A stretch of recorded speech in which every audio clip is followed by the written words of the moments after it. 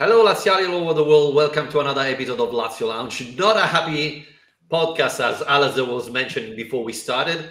But before we start, a huge thanks to all our Patreon. We couldn't be able to do it without you. So thank you, everybody who subscribed. I remember patreon.com/Lazio Lounge. Membership starts at just $2 a month. So really thanks to everybody joining.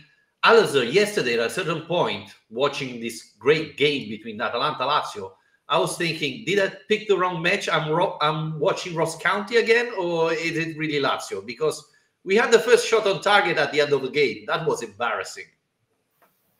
This continuous disrespect of Ross County has to stop, Vito.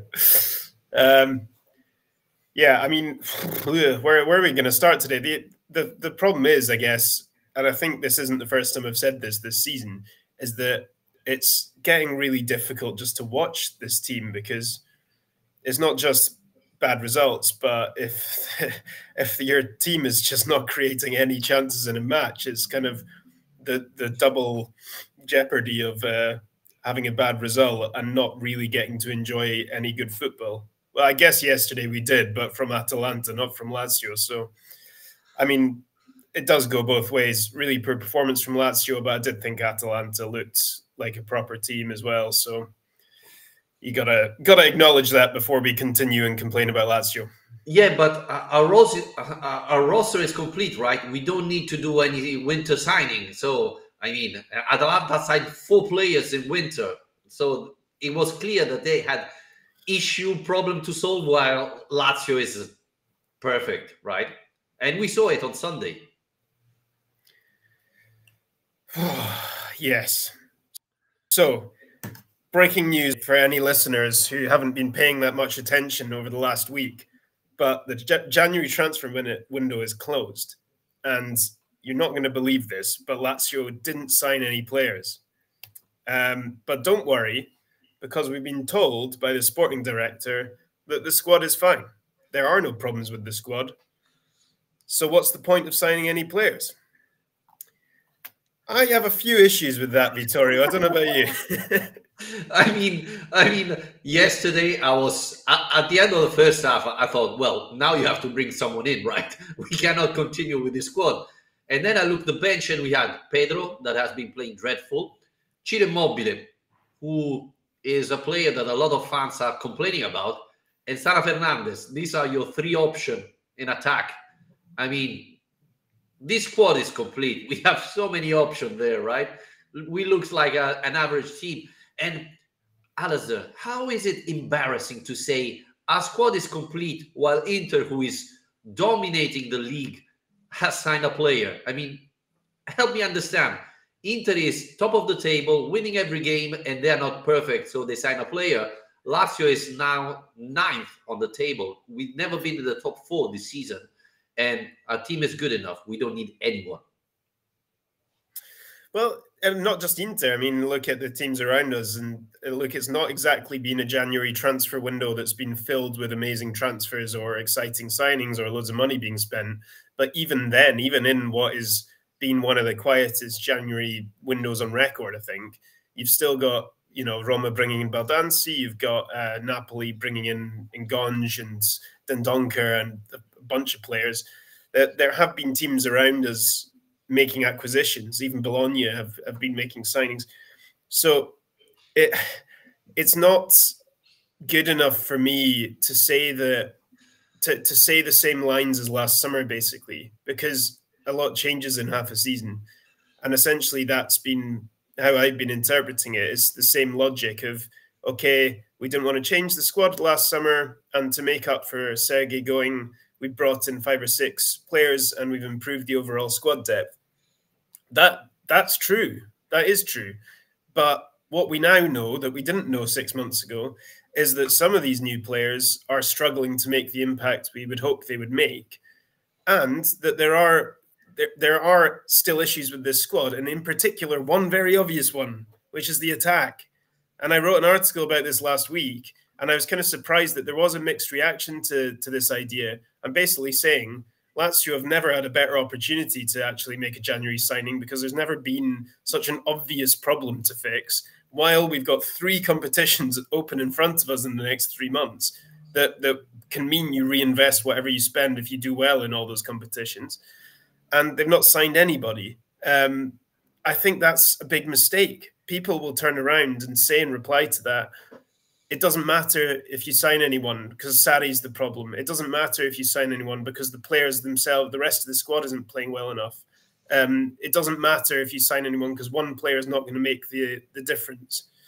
I just can't really buy any of that. I think if this had been a properly planned strategy for this January transfer window to make, in December when we saw the team struggling, the attack struggling, if they'd actually thought ahead and been like, right, who can we get who is going to make an impact in this attack? And even to lift the rest of the squad and make you feel like something is happening to the squad to change things a bit, that can make a difference.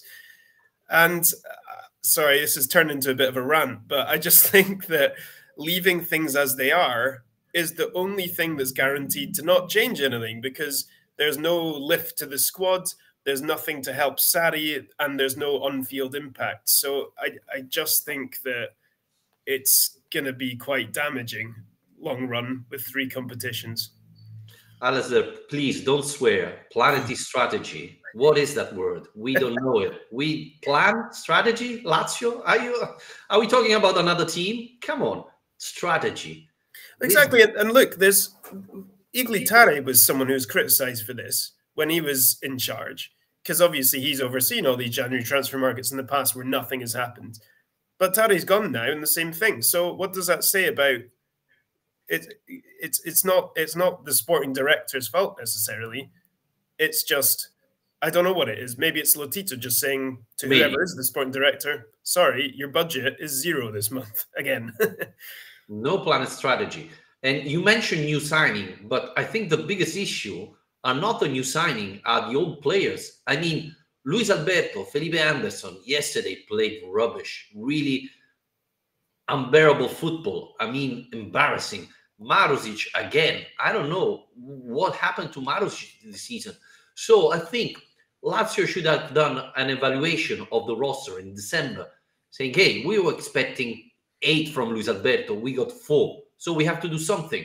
We were expecting Felipe Anderson to perform just like last season. He's playing very below last season. So that's where we have to do something. We have to intervene. We have to fix something, because we thought this summer, okay, with Luis Alberto, we are good. No, we're not. Felipe Anderson will score 8, 9 goals this season. He's not. So this is where you can do something, change things. I mean, Luis Alberto, again, against Atalanta was dreadful. Felipe Anderson, after 10 seconds, we had the biggest chance of the game. He didn't control the ball. It was easy peasy, and you are in front of the goalkeeper.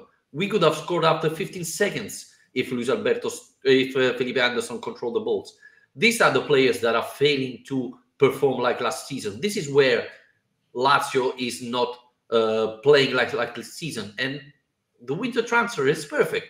Okay, we thought Felipe Anderson would have played well. It doesn't. We need to find a new Felipe Anderson. And to finish what you were saying, obviously Kent wasn't the solution to the problem. Kent was a bet Lazio was making. This year, you have the money of the Champions League. You could really spend 20, 25 million euros this winter, because you have them from the Champions League. You didn't want them. And then the last day of the transfer market, you go and trying to sign Kent, who is, I guess, a bet. He could perform well, but he could be another Alfaro, another Adekanye, So that wouldn't be the solution. And also it undermines what they've been saying the rest of the time. Like, you can't convince everyone that the plan was always we're happy with the squad if you get to deadline day and suddenly you're rushing around trying to find anyone who plays on the wing. In that last few days, there was a different name every single day, and all this talk about Jack Clark and all these players who've been approached and are saying no. So you can't say, oh, we're happy with the squad, and then at the same time be running around trying to sign everyone and failing to. And the frustrating thing for me is Engonge, because Verona's sold off half their squad this month. Even more. If you've got a bit of planning, look, Lotito and Seti have a good relationship. Lazio have signed tons of Verona players. I mean, even very recently, Zaccagni and Casale coming in, and that could have been something that they could have thought ahead. Right, Ngonge, he plays in attack. He's got Serie A experience. He's scoring goals for a pretty crap team. He might not be the answer long term, but in terms of a January investment, that's a guy who can actually probably come into this team and make an impact. And now you've lost him to a direct Champions League rival because they thought about that and Lazio didn't. And yeah, he's going to cost money, but you need to spend money sometimes. Not sometimes, every time. I mean, otherwise you won't grow. Yeah, no, I mean, it's perfect what you said. And the other thing is, to give a little bit of more context to the people at home, 1 week ago, the sport director said, our team is fine. We don't need improvement because this squad depth is perfect.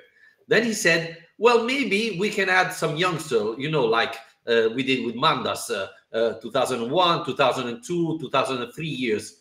And then you go and try to sign a player who's Kent, who's 97. So, are you making a fool of us saying bullshit every time? You said three things and you did a thing completely different. What's going on? This shows you that there's not a single plan. And I know people are pissed off about Sarri, but the manager can't say, hey, I want this player, you have to sign me this player or I'll quit. So, I don't know. I mean, this is, as you mentioned, this reevaluate Tare's experience a lot, but shows you that Lotito doesn't want to improve the squad. Sarri sounds completely resigned to it now as well. That's the thing. It's in the first kind of year or so of him being in charge, there was wars of words going on in the media between Sarri and Tare around transfer strategy, and we had a lot of discussions about that around the time. Whereas now he seems to just have completely given up and is kind of throwing his hands up in the air saying, like, I just have to deal with what I've got. I'm not paying attention to the transfer market. I've got my squad. I need to focus on that. And, he sounds like a man who's kind of been beaten in that sense. I don't know I think by this point, 2.5 years in, he just feels like he's not going to be able to influence that side of his of the club. I don't know. Do you think he's leaving at the end of the season? I think that entirely depends on how the rest of this season pans out, because, I mean, look, it could go either way. It's so finely in the balance still whether this ends up being a really good season for Lazio, a pretty average but kind of on par season for Lazio, or a complete disaster. Lazio could easily end up finishing 9th or 10th in Serie A, but they could also hit a run of form and get up to 4th.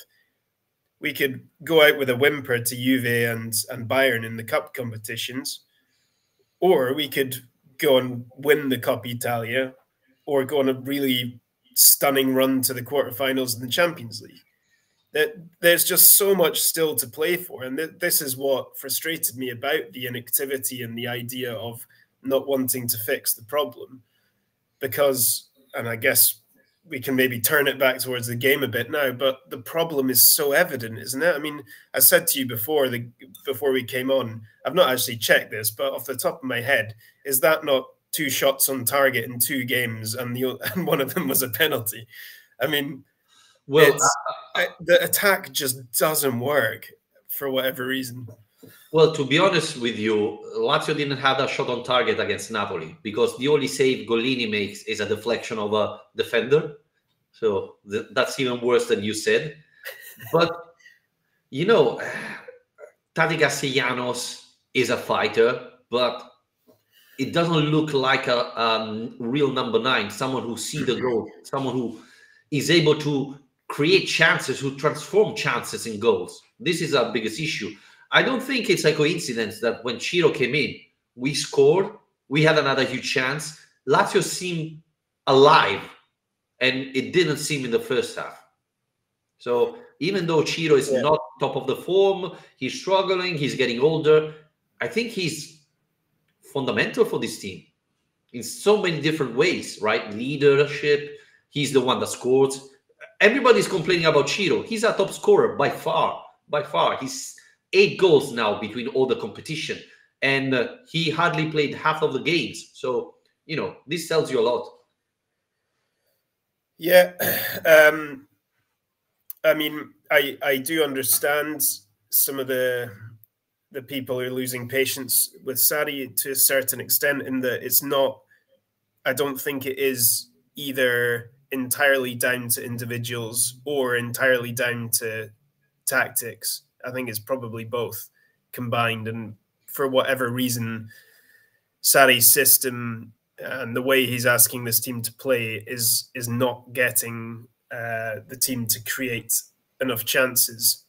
But then the team and the players themselves, the chances that they are managing to create, they are just not nearly clinical enough with finishing. And I thought the second half, they did actually start playing with a degree of fluency. Obviously, against an Atalanta team that had opened up a bit, they had a bit more freedom with a 2-goal lead. But I thought, some of the moves they were putting together were quite good. They're lacking the killer touch. But back to Chiro, I think that he's achieved so much with this club already. This might be his biggest task yet. Can he come back into this team after all his fitness problems and turn this around? Because we shouldn't still be relying on him after everything that's happened. All the new faces who have come in, the new coaches who have come in, the fact he's getting older. But the truth of the matter is we probably are still relying on him. And he probably is our best hope of finding a way back to scoring goals with a combination of his clinical edge and his leadership and the kind of demands he can make of those around him. No, I think we need Chiro more than ever right now. Absolutely. I totally agree. He's a leader. He's a top scorer, and I don't think it's a coincidence. Now, I wanted to switch a little bit on Maurizio Sarri because, well, I had a couple of discussions yesterday on Twitter or X, as you want to call it. I don't believe it's Sarri's fault. Obviously, when things are going so bad, you have to blame everybody. And I have 2 points to discuss with you. The first one is you are down 2-0, end of the first half. You take off your center back and your left back. I don't understand that. Yeah, they're struggling. Don't get me wrong. They're playing badly. But I don't think you're 2-0 down. You change those 2 players and suddenly you score 2 goals, right? I wasn't convinced by those substitution, honestly. I was thinking you take off Luis Alberto and Felipe Anderson and keep Lazzari and Gila. Yeah. And they're not exactly changes that are kind of, changing the game tactically particularly either. So that's not, yeah, you're right, not entirely convincing. Also, I think a lot of people at this point will be shouting, and why not take off Marisic if you're going to take off someone? Because I think, again, it was a pretty poor performance and not the first from Marisic. He's having a bad season, but he keeps getting picked. Yeah. That's another thing Sarri can be questioned about. It's not just the style, but some of the selection, like you're saying, that maybe the substitutions he can bring in as well, but also the starting team. Sometimes you're like, what? Yeah, the other point, Alistair, is you mentioned Marusic. That makes completely sense. His eye is completely forgotten. I think he played 5 minutes in the last 5 games. And the other question is, Luis Alberto is playing so bad. Let's be honest. He's been rubbish so far. Can it be that Kamada is so bad that doesn't deserve a chance, looking how Luis Alberto is playing? I give you this number. In the last 5 games, considering Supercoppa and Coppa Italia, in the last 5 games Lazio played, Kamada didn't play a single minute. And Luis Alberto has been rubbish in all the 5 games we played so far. What's going on? Why Sarri keeps sticking with Marusic and Luis Alberto and don't give Kamada a chance, Isaiah a chance? I guess just from the hope that Alberto will rediscover his best form again. And because, you know, the fact of the matter is when Alberto is at his best, he is better than any other midfielder in this squad. But the problem is we've not seen him at his best for quite a long time now. The start of the season, it felt like he was going to have to be the guy who single-handedly replaced Sergei, and he was going to be the one who stepped up and he was scoring goals and deciding matches. But he isn't that player right now. You're right. That's all there is to it. And will Kamada come into the team and completely transform it? Not really, but at a time when the performances have been pretty poor and individual form is bad, maybe you can start at least using form as a guide. And if a player is down on confidence, like Alberto, or if they seem a bit distracted, like Anderson, then maybe try something else. Yeah, even because Alistair, Kamada is not like, you know, you could say last year, well, Luis Alberto is playing because the other option is Basic. Kamada is a much better player than Basic. He won the Europe League. He's been a talented player. Every team wanted him this summer. It's not like, okay, we don't have any option. There's Luis Alberto or nothing. Yes, we can all argue that Kamada hasn't been playing very well so far this season. Even though we beat Napoli away, the only big game we won away was thanks to Kamada. So this is what I argue I don't understand about Maurizio Sarri. This year we have options, finally. Maybe we can argue that Isaacsen lately has been playing badly. Pedro looked like an old player, and so on. But after 5 games like this of Luis Alberto, you have to give an opportunity to Kamada. You have to. Same thing with his eye. I mean, Marusic is playing so badly. I don't believe that his eye can be worse than this. I think also it comes into it that he's gone back to Vecino a lot. And Vecino seems to be seen as the kind of guy who can make an impact and help the team in attack. And I think he probably can. I mean, coming off the bench against Napoli last weekend, I think he did make an impact in the sense that once he's on the pitch and he's making those runs into the box, you at least have someone to aim for, you know, and he was getting a couple of knockdowns, and just small things like that I think can help the team. But you can play both of them as well. That's the thing. You know, Guendouzi seems absolutely nailed on now, and so he's been rewarded for his good run of form. But yeah, like if you've got 5 changes to make in a game, so if the game isn't going for you in attack and Guendouzi's not offering that much, you could have Vecino and Kamada on the pitch at the same time. You know, it's not going to ruin the balance, in my opinion. I don't think it should be between them. Yeah, because I think a lot of people are complaining about Milinkovic Savic missing. I think the problem is that with Guendouzi, we are not having a lot of offensive mind midfielders, and we struggle to create chances because we have pretty much only the one close to Kamada, to Guendouzi creating chances. Guendouzi is, I would argue, a defensive mind midfielder rather than an offensive, even though he's becoming a little bit more aggressive, creating assists and things like that. But maybe against Cagliari, we should risk a Vecino, Kamada, Rovella midfield and see if we are getting a little bit more dangerous, because we're not scoring, and you're perfectly right. But I think we are not putting the ball in the box enough to create chances. Yeah, there doesn't seem to really be any route to goal that you can touch on to be like, that seems to be working. Whether it's runners from midfield or, I don't know, wingers cutting inside or set pieces or whatever. I mean, I wrote last week in this piece, Lazio's 17th in Serie A for shots. I've not checked if that's updated and is now even worse after this weekend.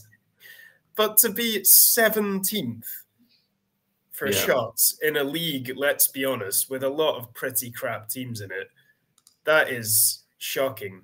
And to be honest, they're maybe lucky to even have scored as many goals as they have, which isn't exactly a lot. It's depressing. It's depressing. Rovella won't be playing against Cagliari. He received a yellow card, so he will miss the game. So I guess Cataldi will start, but I don't see any difference. Felipe Anderson, Isaacsen started against Atalanta. I thought they had a terrible performance, and again, Sarri brought in Pedro, and I thought he could choose both of them. I wouldn't be surprised if Felipe Anderson would have been substituted. He was playing bad.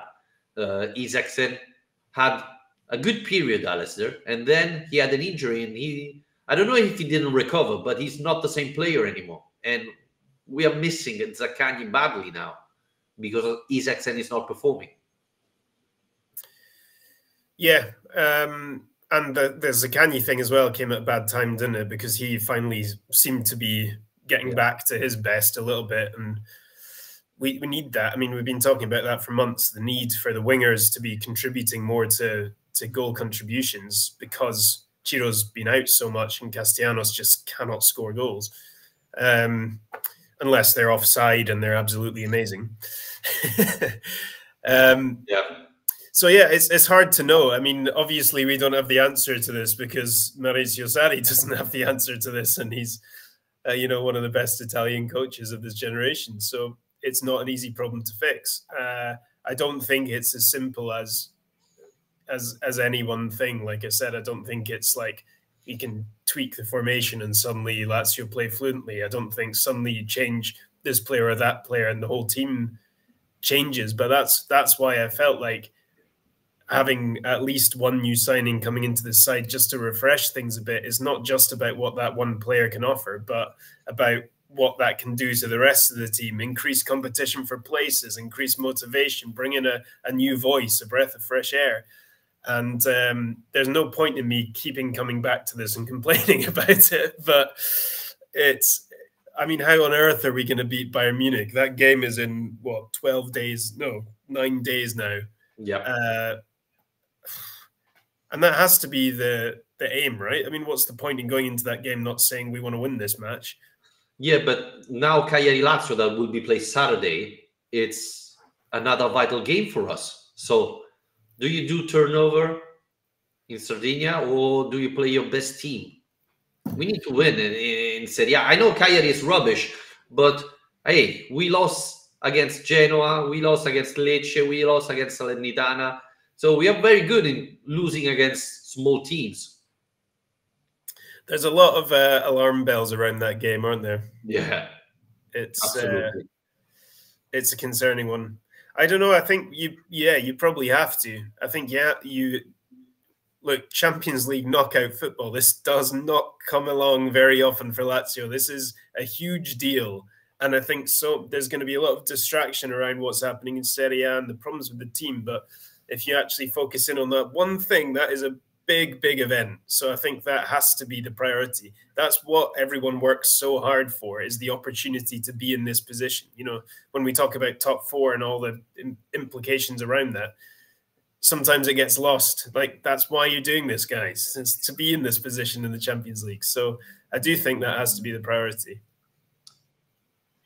Yep, I think so too. I think it's, even though, I mean, we cannot drop more points in Serie A, and so even Cagliari becomes a big game, an important game for us. So we have to see how things go. I hope Kamada finally starts, maybe against Cagliari, and prove that he's the player we are looking for. But yeah, it's February, and so far he scored 1 goal and made 1 assist. So just to finish on a high tone, Bayern Munich hasn't got a good roster. They signed like 4 players this winter, so this should be an advantage, right? Because we didn't need anybody, and they signed 4 players. So Lazio should be favorite for this game. I mean, yeah, I'm not a betting man, but I wouldn't be putting a lot of money on Lazio here. I mean, I think, this is the bar, I guess, for me is being set at, got to do better than last time. 3 years ago, the game was over by the time we went to Germany. So we need to not lose 4-1 this time. Let's at least try and keep the tie open. in one way or another. But sometimes this team can turn it on, and I think this is what frustrates people about this team so much, is that nobody's ever completely given up on the team at all in this season, because even though there have been patches of bad form, sometimes there are these flashes, whether it's in a big game here or a derby there or a little run of form like while I was away, obviously. And the team has a lot of quality. We all know that. And I think that's why everyone holds it to a higher standard when they have these bad performances. Yeah, high standards, but we are very inconsistent. And I think this is the mistake Lazio made this summer. Didn't understand that players like Felipe Anderson, Luis Alberto cannot play high-level football consistently anymore. So, do you think, to wrap it up, Felipe Anderson will sign with Juventus, and do you think 4 million euros is worthy? The Brazilian is worthy the 4 million euros contract. Well, I mean, it does seem like a very familiar story of a player getting into the final 6 months and nobody ever really kind of committing either way to will he stay, will he go, and then they end up going. I think we've seen this before with Stefan de Vrij. We've seen it with Simone Inzaghi. You know, I don't know. I think it's if he gets that opportunity, and I think he may well take it. Is he worth 4 million a year at his age with his inconsistency? I don't know. I doubt it. But also what kind of slightly confuses me about it is how such a kind of, virtuoso individualist style of player fits in with Allegri in a 3-5-2. I mean, the whole thing there is a bit confusing to me. Yeah. He can obviously play as a striker, but he doesn't seem an obvious fit for that team. So, yeah, I don't know. Yeah, it sounds strange, to be honest with you. If Allegri is not switching to a 4-3-3 or 4-4-2, but yeah, that's going to be curious. Anyway, guys, thanks for listening. I know it's not a great Monday, but let's cheer up and hope that something is going to change in the next coming weeks. We have Cagliari away, 3 o'clock Central European time on Saturday, and then it looks like Wednesday we have a big match, right? A nice San Valentine Day, Lazio Bayern Munich. Yeah, another one to look forward to. Yeah, definitely. Thanks, Alexander, for joining me. Thanks, everybody at home, for listening to our podcast. Please rate and review the podcast. If you're on YouTube, subscribe to our channel, and we're going to be back next Monday. Take care. Cheers.